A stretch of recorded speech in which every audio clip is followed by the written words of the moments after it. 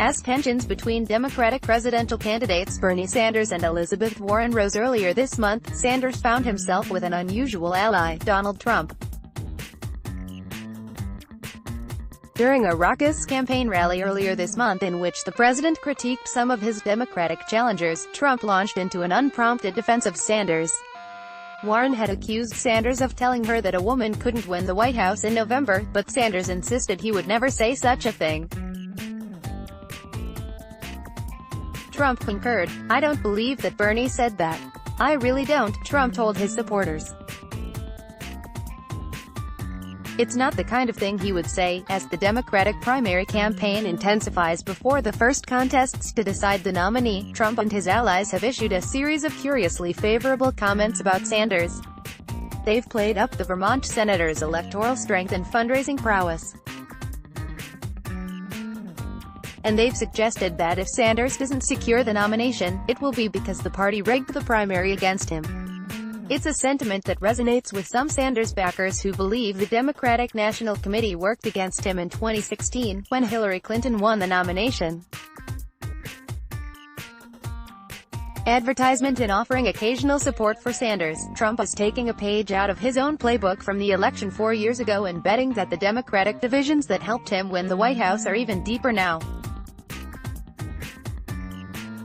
Indeed, more moderate Democrats fear that Sanders, a self-described Democratic socialist, would struggle to pull together a robust coalition in the general election. But they also worry his supporters might not vote in large enough numbers for any other nominee if Sanders fails in his second quest for the party's nomination. Both scenarios would benefit Trump. The president is closely monitoring the Democratic race, and has taken note of Sanders' strong fundraising and polling, according to Republicans who have spoken with him about the election. But if Sanders stumbles in the coming weeks, Trump is also said to see an opportunity to suppress some of the senator's most ardent supporters, or even win over some of their votes. For some Democrats, it's a worrisome prospect. Advertisement. There are people who are very anti-establishment, who have a lot of oppositional feelings about the political establishment, said Jennifer Palmieri, who advised Clinton's 2016 campaign. Sanders is appealing to them, and if that doesn't work for them, then the Trump team hopes they'll come their way. Though Trump and Sanders are at odds on most major issues, they have some striking similarities. Both rose to political prominence without the backing of their respective parties' establishment, but now wield significant influence over those parties' policy positions. Both have forged visceral connections with lower-income voters, in part by pledging to revamp trade policies that they say have hurt American workers. In 2016, Sanders and Trump did share a small number of voters. According to data from the Pew Research Center, 3% of voters who consistently backed Sanders in the 2016 Democratic primary voted for Trump in the general election.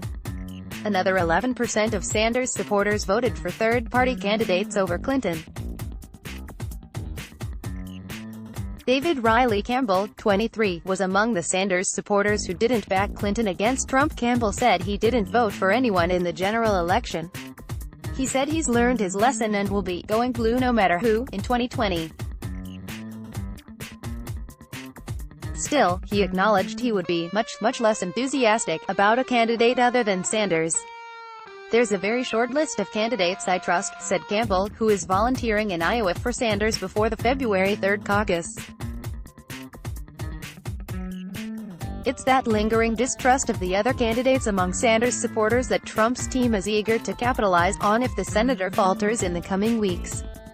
Trump has sent multiple tweets over the past week suggesting Democrats were rigging the election against Sanders because he was being pulled off the campaign trail to serve as a juror in the Senate impeachment trial during the final weeks before the Iowa caucus.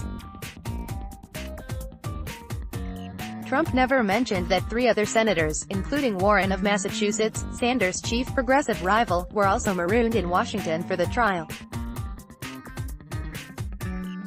On Thursday, senior Trump advisor Kellyanne Conway wrote in the Washington Post that if Democrats were serious about nominating the most electable candidate, they would side with Sanders.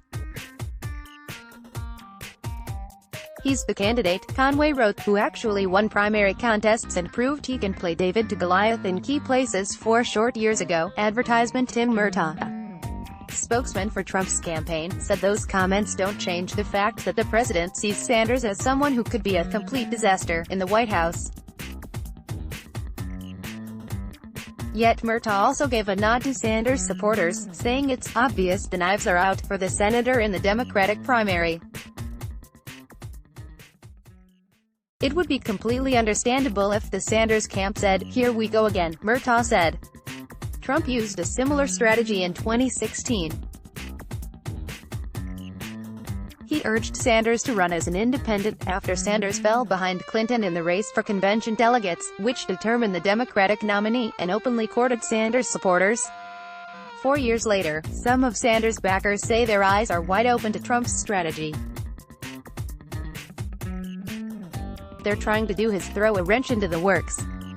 They're trying to do whatever they can to keep us at each other's throats, said Randy Bryce, a Sanders supporter and former Wisconsin congressional candidate.